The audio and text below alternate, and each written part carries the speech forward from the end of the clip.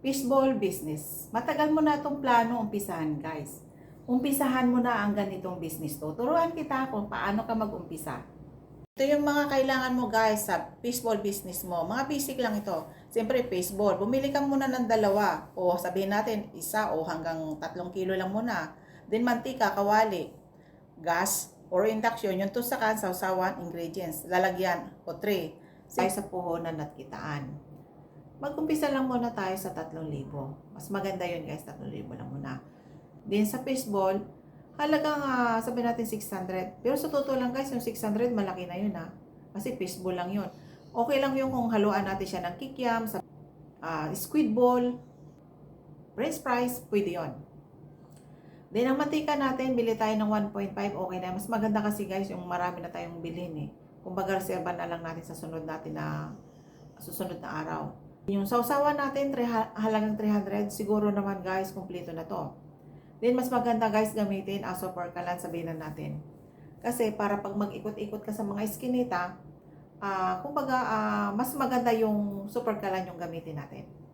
Mabilis pa natin painitin yung mantika natin pag niluto natin. Ang total natin yun ay, guys, ay 3,000. Basta pagkasyahin mo na yun. Then, dito tayo sa kitaan, guys.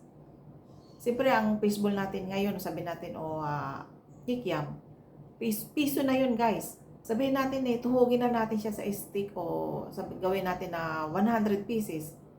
O kung hindi naman, ano na tayo ng disposable na para doon sa lagayan natin na kasama yung sauce. Yung iba kasi mas gusto nila yun Lalo na yung mga teenager. Ayaw nila yung nakatuhog na. Kumbaga sila yung namimili doon sa habang niluluto mo sa kawali. Gusto nila yung sila yung tumutusok-tusok Kaya yung maging puhunan mo doon, sabi natin 3,000, then estimated natin kikita ka ng 2,000 o 2,000. Kung hindi mo man maabot yung 2,000, guys, pwede mo namang i-rep yun pag uwi mo ng bahay.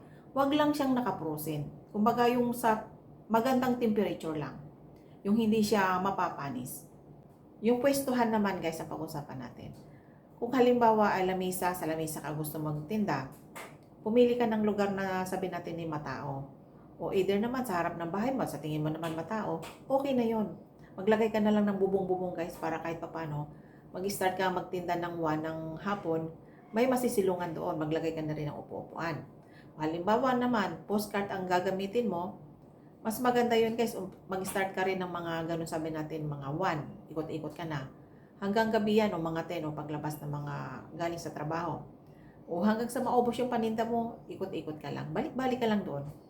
Mabilis yun maubos na, guys. Then, basta start ka lang ng mga pahapon-hapon na yung after na sa tingin mo yung nagmimerienda na.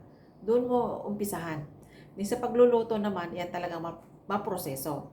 Kailangan magluto ka ng mas maaga. Okay lang yan, i-rep mo, pwede mo namang initin. Yung hindi lang mapapanis. Okay, guys, ito yung tips ko about sa fishball business.